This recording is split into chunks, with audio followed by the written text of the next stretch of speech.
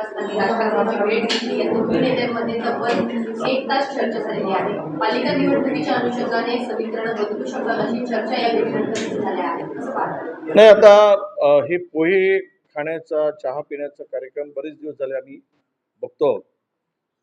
आता मला वाटतं की हे बघून खूप झालं, खाऊन आता पोहे खूप झालं. लग्न कधी करताय याची प्रतीक्षा आता महाराष्ट्रातील लोक बघत आहेत. म्हणजे एकदा पोहे खा, पाहून घ्या. आता एकदा झालं, दोनदा झालं, एकदा करून टाका शुभमंगल. चर्चा चर्चा चर्चा अधिक त्यावर चर्चा होण्यापेक्षा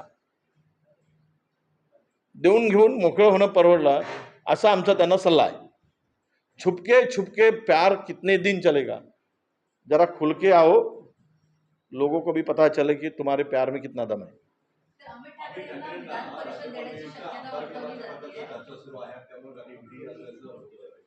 मला वाटतं या सगळ्यामध्ये महानगरपालिकेचं लग्न सुखरूप पार पाडण्यासाठी या बालकाचा उपयोग होईल तेवढा करावा अशी इच्छा असावी.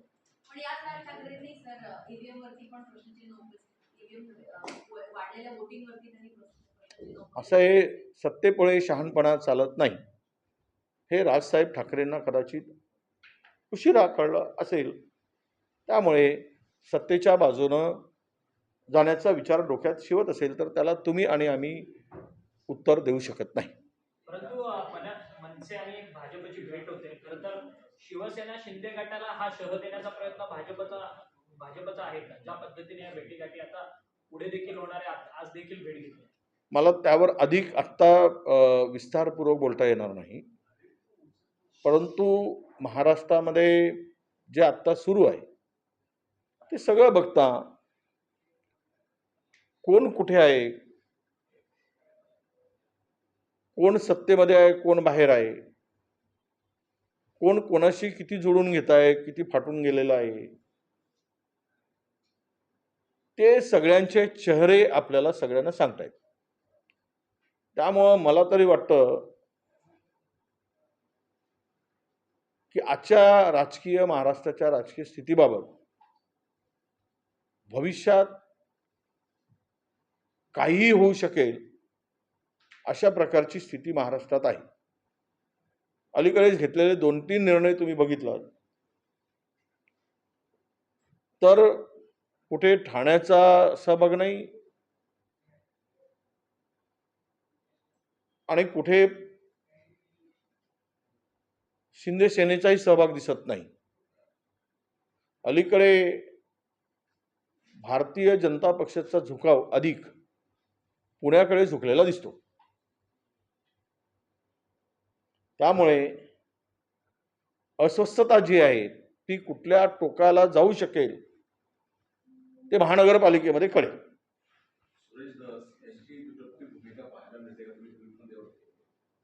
बघितलं मी, म्हणजे एकीकडे बीडमध्ये एक भूमिका घ्यायची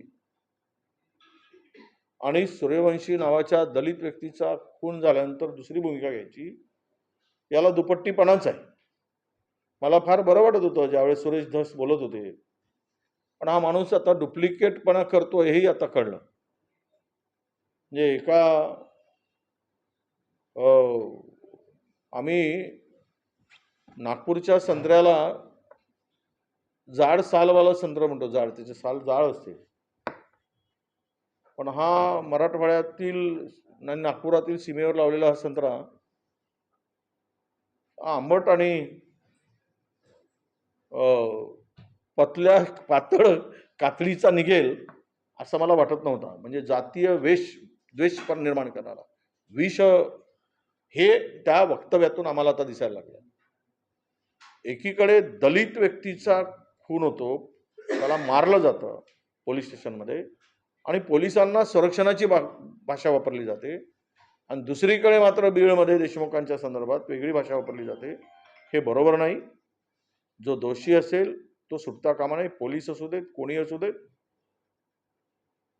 पण सुरेश धस हे सुद्धा या सगळ्यामध्ये मला त्यांना सुद्धा जातीचा स्पर्श आणि गर्व असल्याचा भास होतोय.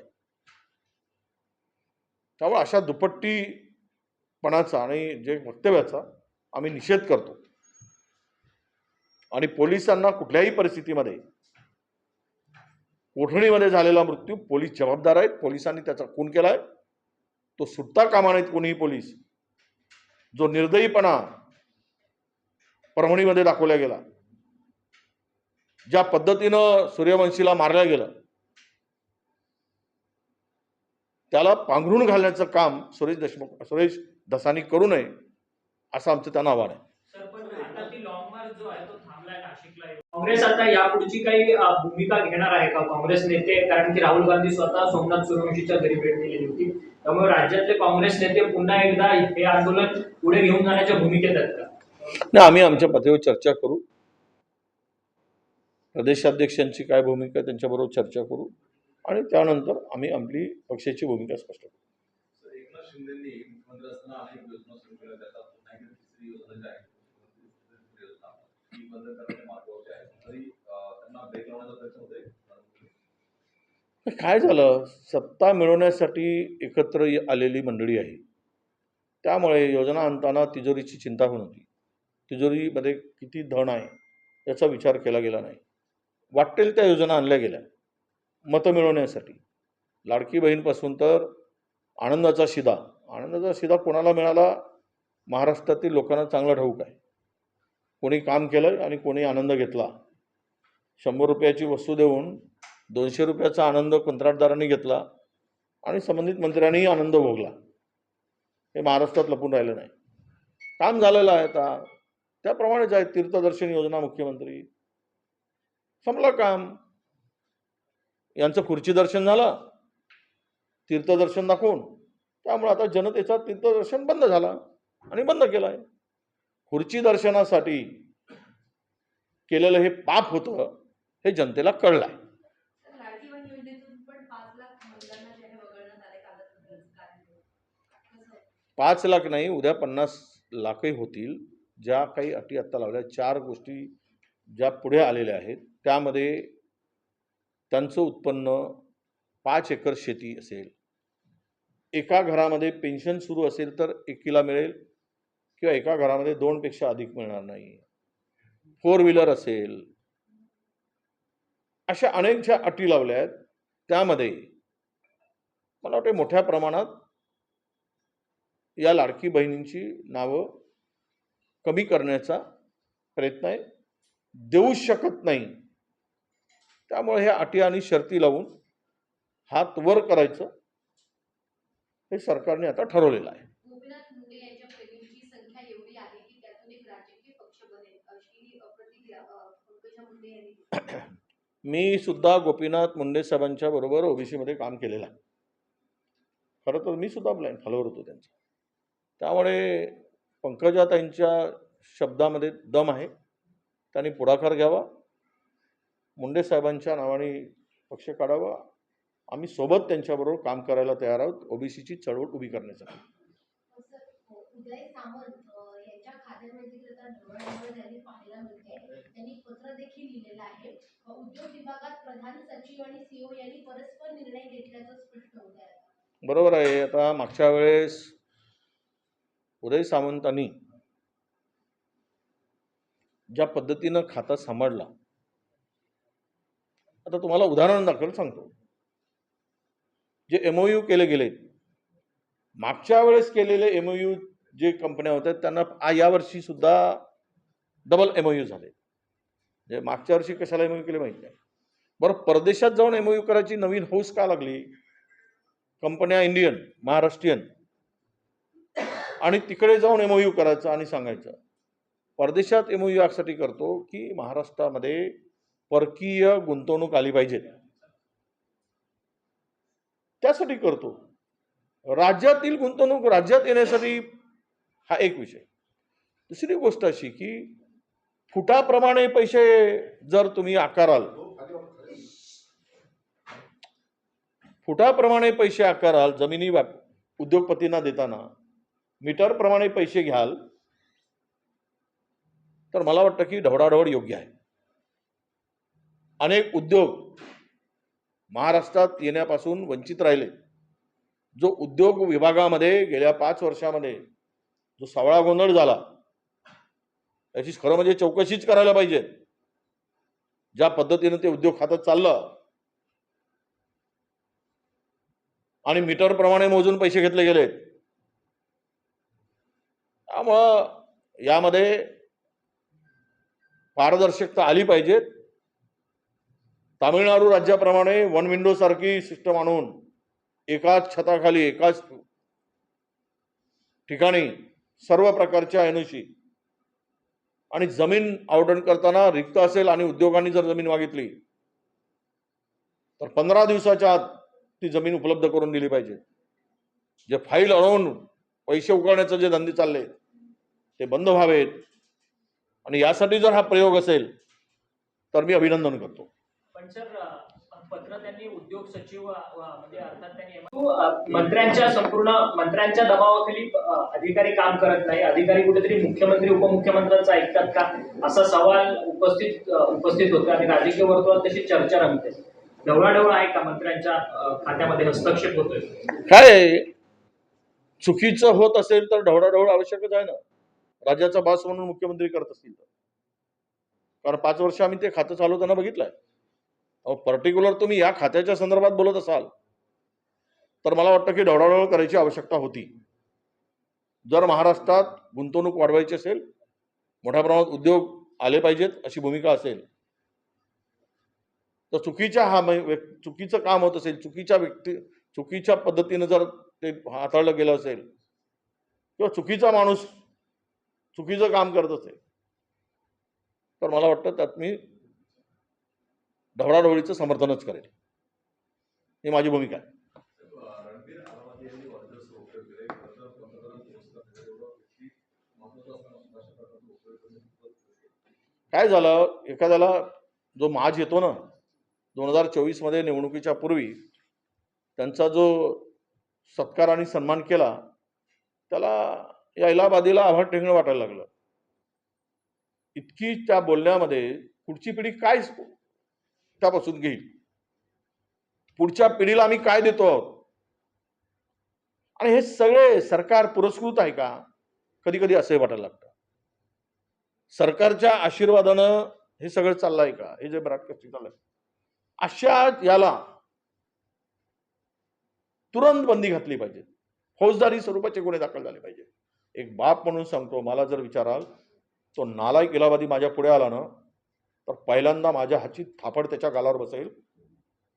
इतका संताप जर एक वडील म्हणून, एका मुलींचा वडील म्हणून आम्हाला वाटतं, इतका घाणेरडेपणा ज्या शब्दामध्ये ते वापरले गेले, जे शब्द वापरले गेले त्या इलाहाबादीला फिटल तिथे लोकांनी बदललं पाहिजे. नाहीतर संस्कृतीचा आपल्या ऱ्हास झाल्याशिवाय राहणार नाही. पुढची पिढी उद्ध्वस्त होण्यासाठी या इलाहाबादीपासून ही सुरुवात होईल असं माझं स्पष्ट मत आहे. सर राहुल इलाहाबादीचं तुम्ही बोलतात, पण राहुल सोलापूरकर यांनी देखील छत्रपती शिवाजी महाराजांनंतर आता डॉक्टर बाबासाहेब आंबेडकर यांच्या संदर्भात पण वादग्रस्त वक्तव्य केलं. तर अनेक नेत्यांनी या सगळ्या संदर्भात विरोधातली भूमिका घेतलेली आहे, परंतु सरकारकडनं अजूनपर्यंत कोणत्याही ऍक्शन घेण्यात आलेलं. मला वाटतं की हा कुणाच्या तरी इशाऱ्यावर बोलत असावा. एखादा खडा टाकून बघता तसं तो खडा टाकतोय असं असेल कदाचित. म्हणजे सोलापूरकर नाव सोलापूरकर म्हणणं त्या सगळ्यांचा तो अवमान आहे. त्याला तर पहिल्यांदा मला वाटतं त्याचा आडनावच बदलून घेतला पाहिजे. काय तो विकृत प्रवृत्तीचा माणूस दिसतो मला. विकृत जे प्रवृत्ती असते ना ती विकृत प्रवृत्ती त्या माणसामध्ये आहे. म्हणून महापुरुषाबद्दल अशा प्रकारचं तो वक्तव्य करतो. तुम्ही म्हणताय की खाना टाकण्याचं काम करते, म्हणजे इतिहास बाबासाहेबांचा असेल किंवा शिवाजी महाराजांचा असेल. हा इतिहासकार आहे काही तो सोलापूरकर इतिहासकार आहे. त्याला कुठला इतिहास आहे? तो एक कलाकार आहे. इतिहासाची खोडतोड नाही, इतिहास बदलवण्याचा, पुसण्याचा, इतिहास मिटवण्याचा तो काम करतोय. कुठल्या ठिकाणी लिहिलंय, कुठल्या सारांश देतोय, कुठला दाखला देतोय तो की बाबासाहेब ब्राह्मण होते. म्हणजे मला वाटतं हे मी सांगितलं ना, त्या कोणीतरी हा त्यांचा जो राजकीय त्याला जी जोड आहे किंवा राजकीय विचार त्याच्या डोक्यात आहे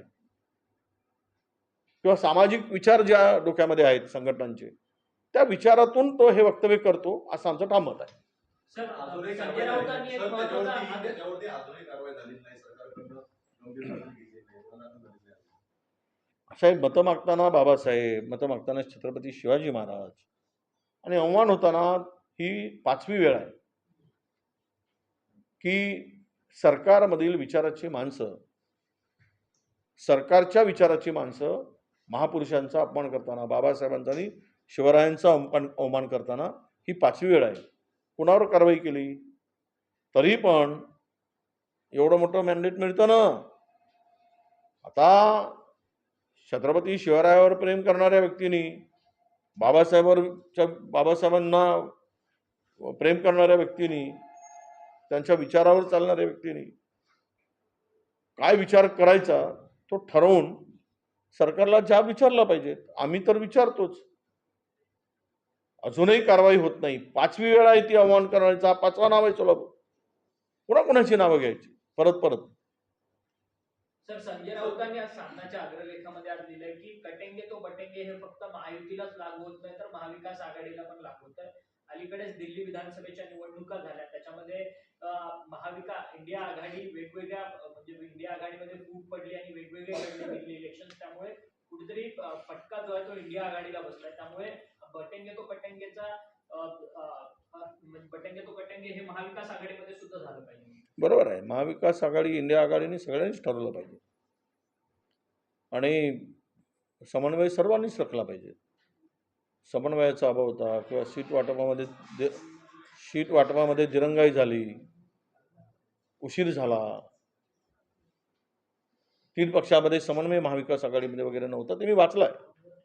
म्हणून आम्हालाही संजय राऊत जे म्हणतात तेच आमचं मत आहे. त्यांनी मांडलेल्या मताशी आम्ही सहमत आहोत. फक्त त्यांनी कोणालाही एकाला दोषी धरू नये. आपण सर्व त्यासाठी जबाबदार आहोत, एवढीच त्यांच्याकडून माझी अपेक्षा आहे. परंतु ते सातत्याने काँग्रेसचे कान टोचताना पाहायला मिळतात.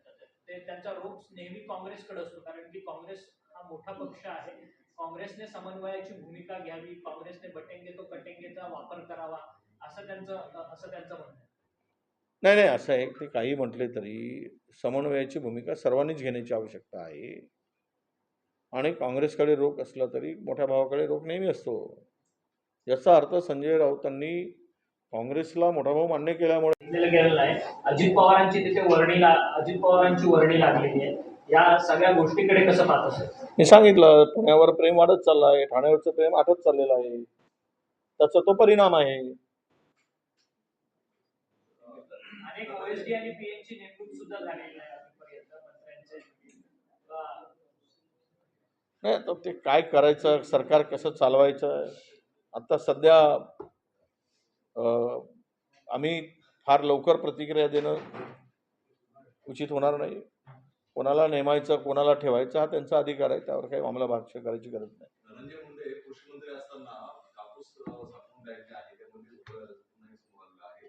खालच्या अधिकाऱ्यांनी दर हे मागण्यापर्यंत एकच पाहायला पाहिजे, रेट फिक्सिंग करायचं. आम्ही त्यावेळेस बोललोच होतो. धनंजय मुंडेंनी त्यांच्या खात्याने भ्रष्टाचार केला कृषी विभागात, हे स्पष्ट आहे. पण सरकार जर भ्रष्टाचारांना करणाऱ्याला पांघरून घालत असेल, त्याच्या पाठीशी खंबीरपणे मुख्यमंत्री, उपमुख्यमंत्री उभे राहत असतील, महाराष्ट्राची एवढी इज्जत जाताना दिसू नये, डोळे मिटून बघायचं काम करत असतील, तर मला वाटतं हे कशामुळे, ती काय गुपित आहे त्यांची की धनंजय मुंडेवर कारवाई होत नाही? कुठले तरी गुपित या दोनही वरच्या लोकांच्याकडे आहेत का? हे सगळं उघड होऊ नये, एवढा भ्रष्टाचार उघड होऊ नये,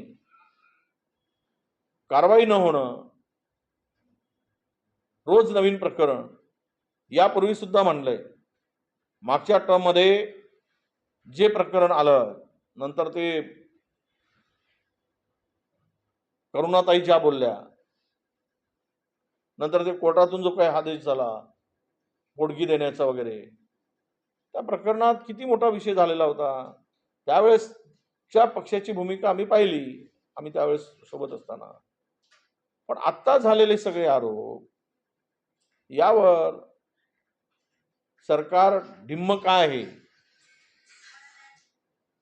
तो कुछ तो दाल में काला जरूर है, इसलिए कार्रवाई नहीं हो रही असं आमचं मत आहे. सर, सोयाबीन पाठोपाठ आता तुरीला सुद्धा कवडीमोल भाव मिळतो आहे आणि त्यामुळे पश्चिम महाराष्ट्रातले पश्चिम विदर्भातले जे शेतकरी आहेत ते खूपच मोठ्या अडचणीत सापडले.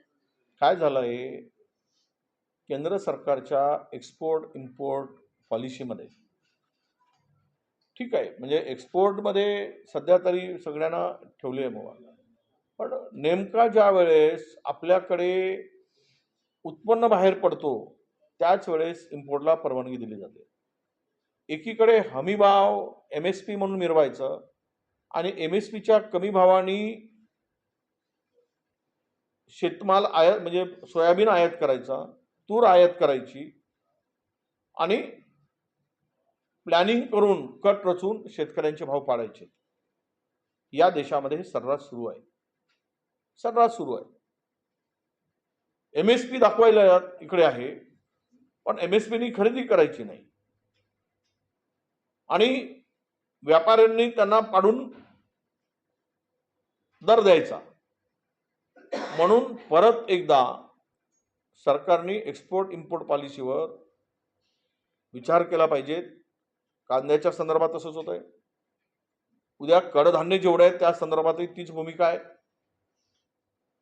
आणि नेमका बरोबर हे कोण करतं, तर आत्ता या देशातील सगळा ग्रेन मार्केट हा सेंट्रलाइज झालेला आहे. तो एका गुजराती व्यवसायाच्या हातात पूर्ण गेलेला आहे. मोठमोठे सायलो स्टोरेज गोडाऊन्स हे बांधले जातात आणि भारतातील शेतकऱ्यांच्या माल पाडण्यासाठी त्याच पिरियडमध्ये हे निर्यात केलं जातं. हे निर्यातदार कोण, तर अत्यंत सरकारच्या जवळचे आहेत, हा माझा स्पष्ट आरोप आहे. आणि त्यामुळं तुम्हाला सांगतो, शेतकऱ्यावर ही पाळी देशातील महाराष्ट्रातील आलेली आहे. हे कुठेतरी बदललं पाहिजे, तर शेतकरी जगू शकेल. सर, लातूरमध्ये पण आज एक आंदोलन झालं. 6 ते 7 शेतकरी टॉवरवर चढलेत आणि त्यांनी आंदोलन केलं कारण त्यांचं सोयाबीन जे आहे ते अजूनही खरेदी झालेलं नाहीये, ते तसंच सोडून आणि सरकारची शेवटची तारीख सुद्धा संपली. नाही, आम्ही आता मुदतवाढ द्या म्हणून मागणी केलेली आहे सरकारकडे.